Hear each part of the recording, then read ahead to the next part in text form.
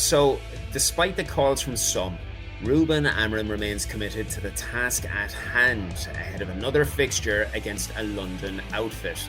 And Manchester United are eyeing further starlets from South America and Serbia. We are addressing every bit of it, including your questions, whatever else may arise. It's all coming up on the latest episode of your Theatre of Red.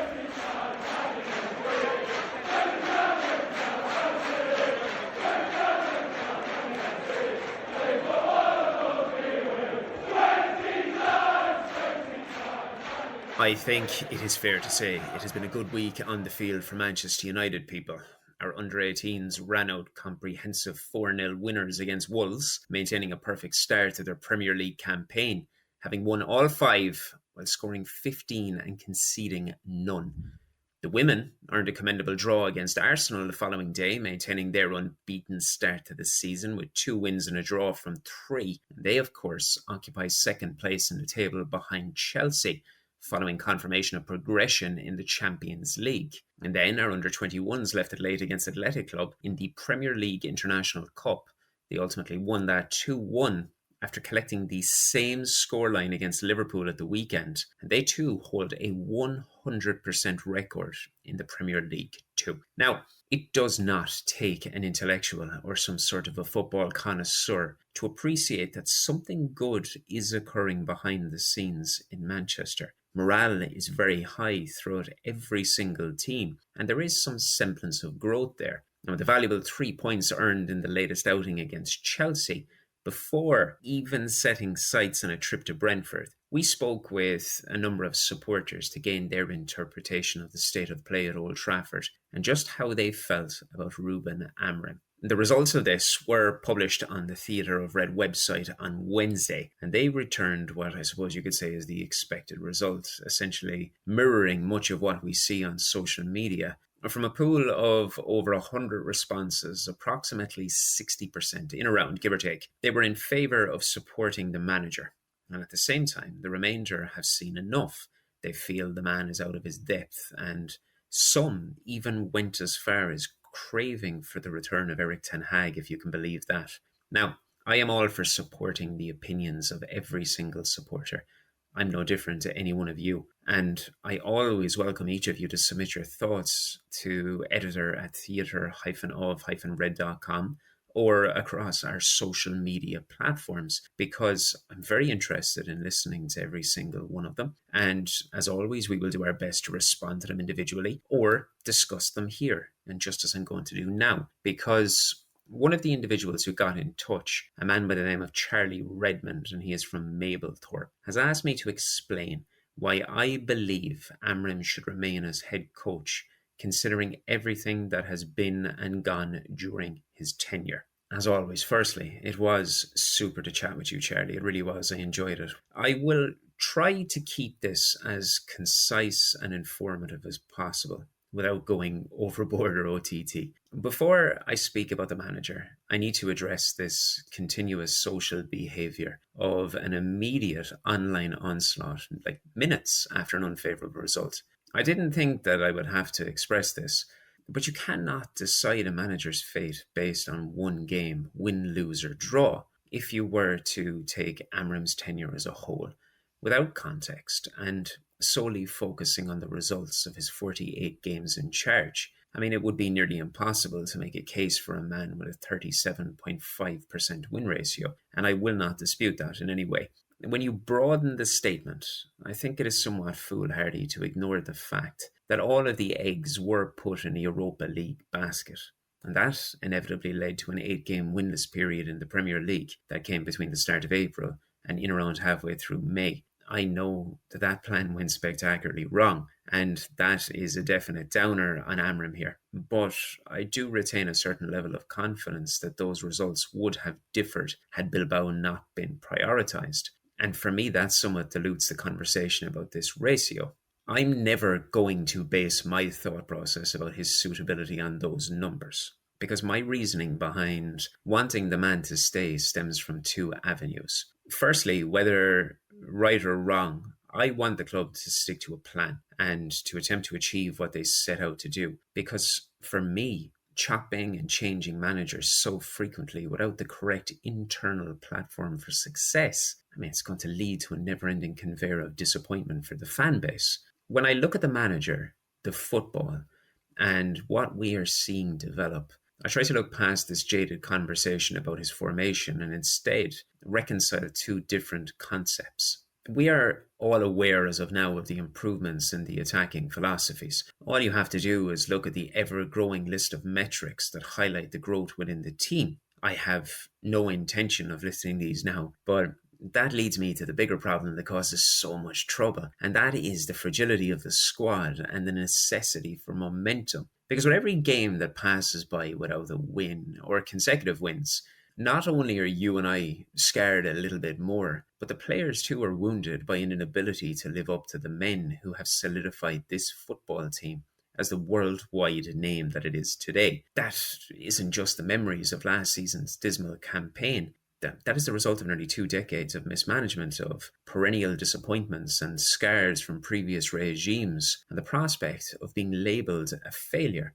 I think confidence, or the lack thereof, is the fundamental issue that's at play, and that is my genuine belief. So when I consider this, will this squad profit mentally from seeing another manager with whom they share a bond and have grown collectively leave the club? No, I do not believe that they will. And this is not about formations or tactics, because I believe there is more than enough talent in that dressing room to win a game of football against any team. And then when you consider Grimsby, was that a managerial failure or something that, we'll say, the tactical wizardry of Shaun would have eradicated? No. And I don't care if the team lined up in a 3-5-2 or a 1-1-8. That group of players should have beaten Grimsby, even without a manager on the sidelines. And to accept anything else, in my opinion, is simply a cop-out. What we are witnessing is a side that has routinely burst out of the blocks in games, created multiple opportunities, and then ultimately struggled to convert them. We then witness heads drop, and uncertainty inevitably finds a way through. That is all the byproduct of confidence. Now, don't get me wrong. I never claim to know anything, and I never will, but this is my genuine belief. And I feel that a couple of wins can change the entire dynamic of the team as a whole. I tweeted recently, I genuinely think that we are on the cusp of United dealing a merciless hiding to some team very shortly. And after that, who knows what will follow thereafter. It was very disappointing because the Chelsea outing flirted with that very prospect. But I can see it happening very, very soon. So for this and every other point that I've listed, that is why I veer towards maintaining Amorim to lead this United team, Charlie. I do hope that I haven't gone on too much. I've tried to summarise it down as best as I possibly can, because I could probably spend 60 minutes speaking about this. But when I factor those two avenues on top of all of these metrics and statistics that I see every single day, I can't help but feel that we're very, very close to something. We do things in life that is gamble a little bit. And I think every gamble that we did, in the end, was short. So, last year we gambled in going to the final of Europa League, and we forget a little bit Premier League, and we take all the noise from Premier League, and we went to the final. The way people see that last year would be so different if we win that final. So we gamble and we lose in the end. Then we have a big momentum in the preseason. We are playing well. Every aspect, every metric, you can understand that it's a different team playing, but you are not losing. And that momentum that we create in preseason, we gamble with that. We put higher expectation. In the end, we lost against Arsenal unfairly, in my view. We lost against City in the tough start of Premier League, and we lost a little bit that momentum. So it's hard to point one thing that why it's not working. Then the system. Everybody talk about the system. I pay attention to all things about Premier League for a while, and I remember all the media, all the fans saying that a Manchester United coach needs to have a philosophy, needs to have an identity. And that you point the finger to the last coach here. I remember all the noise that people say that when the former coach said that I cannot play the same way that I was playing in my former club because I don't have the same clubs. And all the people said that, but we get this player, his coach, because he has a philosophy, the way of playing, he's not bringing that here. So the problem is not the system. The problem is the results. The system is not the problem. The problem is that if you don't win, people will find an excuse or something. That is the reason why it's not working. Then we will change the way we play. We will have more rotation in the way we play, the system, all these things. But it will take time. So I will do things with my time. And the final thing I think is, if I look at the team playing now, in the games that we have, we miss a little bit luck. But we can look for that luck. We can be more aggressive and believe more. I think sometimes we see our team, we playing well, but the belief sometimes is not there. I find it so difficult to disagree with anything that he has said there. Truthfully, I've written multiple articles emphasizing this point throughout his tenure. I'm not jumping on the back of this interview. However, he is absolutely correct when he references the necessity for finger pointing and the requirement that something is always wrong. I mean, take this for an example. If you're listening to this, there's a good chance that we connect on social media in some way. You will probably have seen that I tweeted directly after Arsenal and City drew at the weekend, pointing out the Premier League standings after 5 games and highlighting the difficulty of the fixtures that United have encountered.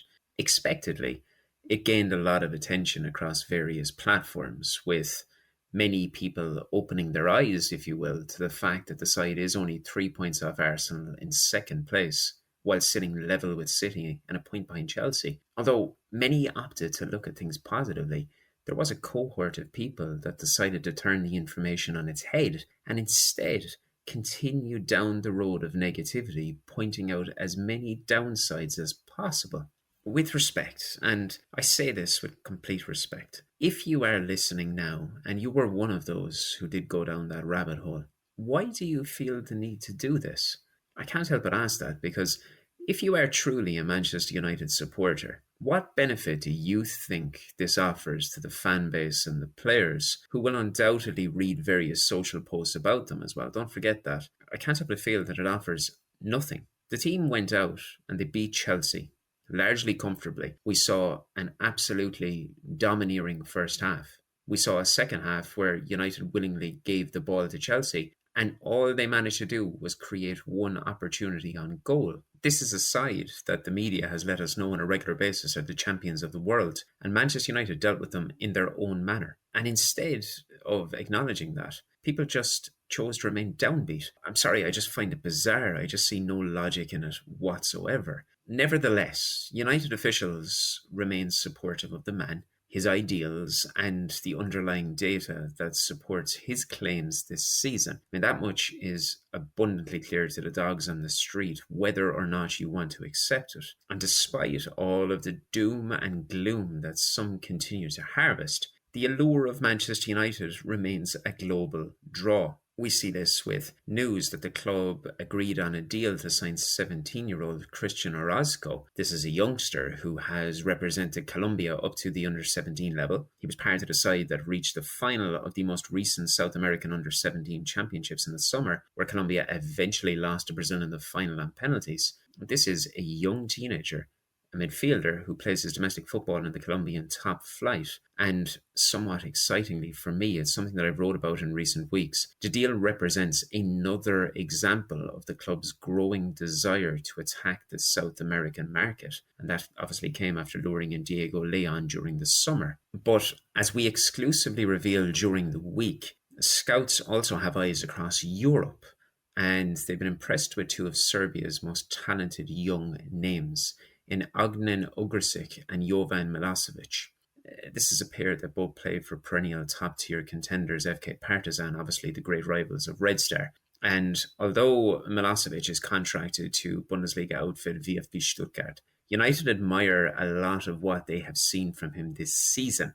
The 20-year-old, they believe, possesses some similar traits to Benjamin Sesko in attack, while Ugrisic, at 19, has earned comparisons to Jude Bellingham. Now, I can tell you listening today that we have spoken with sources close to those holding these European dossiers, and although a move for either player is not guaranteed, they are both highly considered, both offering an array of modern technicality that can complement this Ineos attacking vision, which is ultimately spearheading towards Project 150. Surely, even the most hardened of begrudgers get excited about the prospect of so many talented young players being brought in following extensive scouting excursions. I tell you, I know I bloody well do.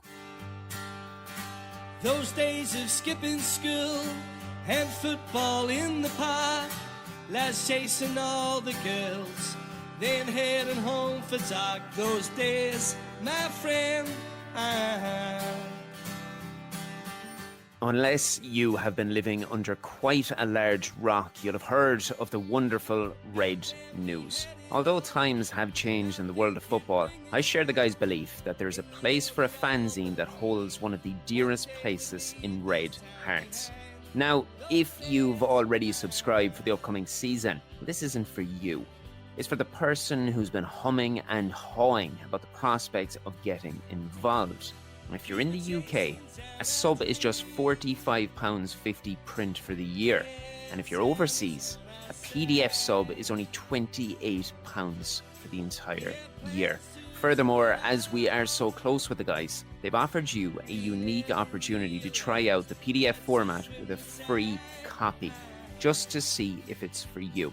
So it's never been easier to get involved and play your role in maintaining an iconic piece of supporter culture at Manchester United. Do get in touch with the guys across their socials or their site, and we will have all of the details you require in the bio or on the Theatre of Red website. Ladies and gentlemen, it is that simple.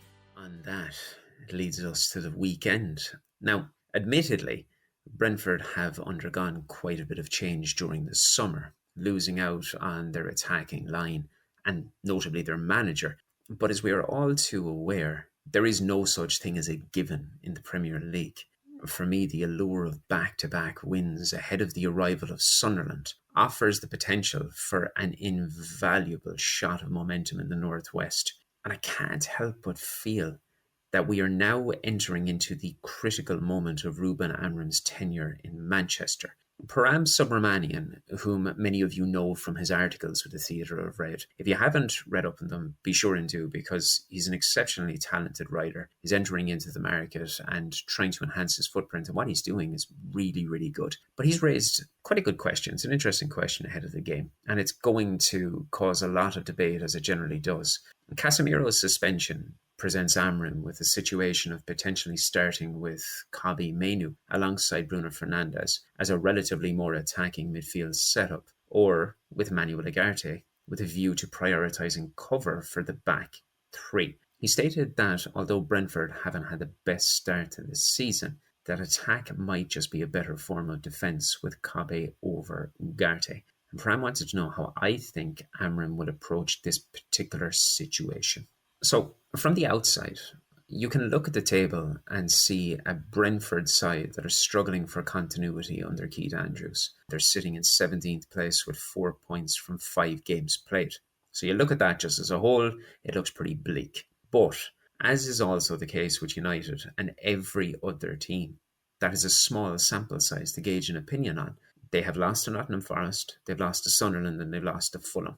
But people then don't sort of inspect it further and realise that these were all away from home. When you swing it around to the GTEC Community Stadium, they've beaten Aston Villa twice, once in the league and once in the cup. And they've also drawn 2-2 with Chelsea. So from 6 games this season, they're unbeaten at home in all of them. Now, on one hand, I can see the value in what you're suggesting about adopting a more forward-thinking approach with Mainoo alongside Bruno.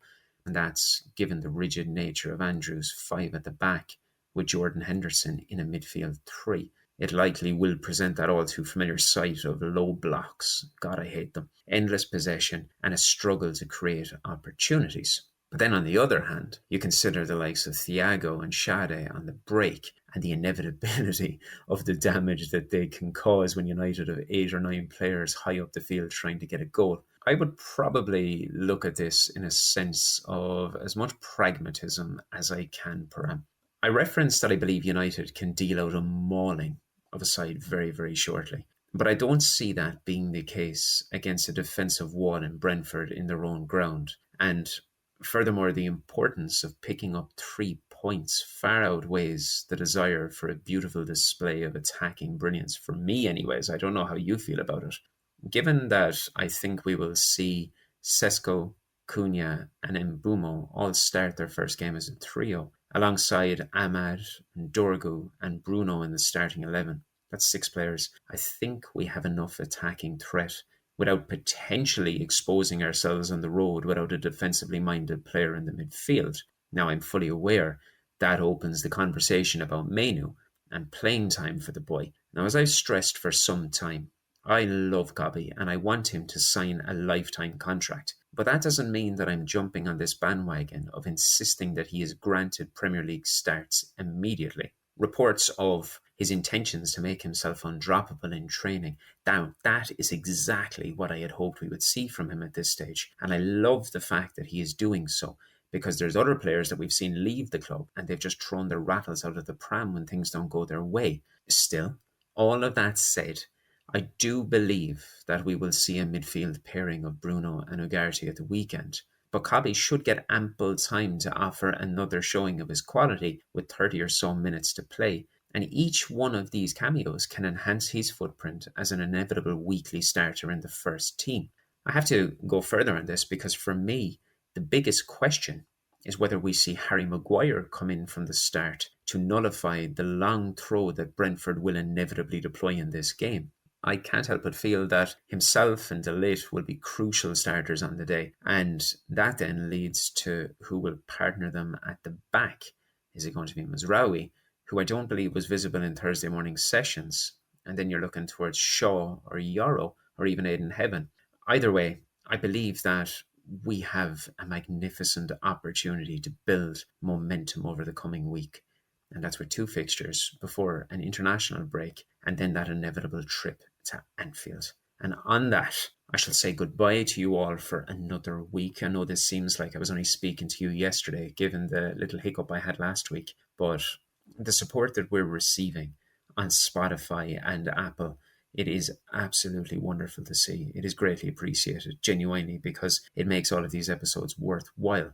And I've also seen a surge of listeners in the United States recently. I'd like to think that has passed VPNs and it is actually people listening in America. And given the ties that I have with the country, I've got lots of family there. It's lovely to see so many of you connecting with the show. So I would say, feel free to get in touch on email at editor@theatre-of-red.com or across the socials. If there's anything that you would like me to include for you all, I am more than happy to open up this talking space and bring in our American audience as much as I can, because as I set out from the off, I totally understand that football doesn't start at 3 p.m. in every single household. So we are here to include everybody. And as always, please like and subscribe wherever you're listening today. Even if you're not from America, feel free to get in touch across our socials or on the website, because there is so much content available for each and every one of you. As I stated last week, if you're interested in getting involved in some sports writing, don't be afraid to ask the question. I'm happy to see what we can do, and I will do all my best to help you and give you some advice if I possibly can. I will be back next week to touch base on what I hope will be more positive news after the weekend. So until then, be sure and stay safe, and thank you for giving me a little bit of your time today. Up the Reds.